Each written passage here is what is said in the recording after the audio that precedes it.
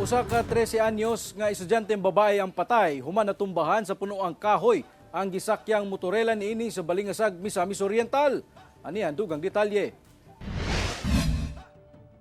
Dead on the spot ang 13 anyos nga batang babae nga paingon unta sa eskwelahan niini sa Balingasag, Misamis Oriental sayo sa buntag adlong Biyernes. Sigon sa Balingasag Police nga kusog ang hangin ug hulan adtong higayuna. Migawas sa investigasyon sa kapulisan nga upat ka estudyante ang sakay sa motorela ni adtong tungura.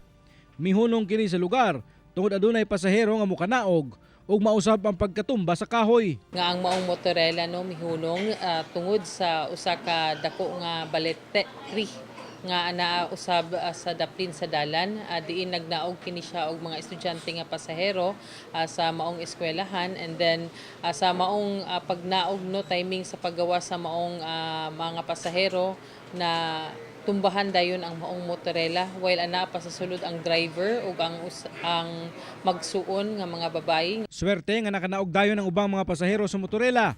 Apan patay ang 13 anyos nga batang babae tungod sa head injury nga naangkon niini. Sumala sa Pag-asa Northern Mindanao, usa ka thunderstorm ang hinungdan sa kusog nga hangin ug ulan sa lugar. Sumala sa Pag-asa nga lauman na kuno ang sunod-sunod nga thunderstorms nga masinati sa tibuok rehiyon. Ilabi pa nga anaa na sa transition period gikan sa tag-init paingon sa tag-ulan. Diri sa ato sa Northern Mindanao, mapano rin ang kalangitan then posible gyapon ang kalit ng mga haguro sa hangin. Kay medyo duol pa sa ato si Tropical Depression Amon. Kauban si Jaybird Pairat sa kamera.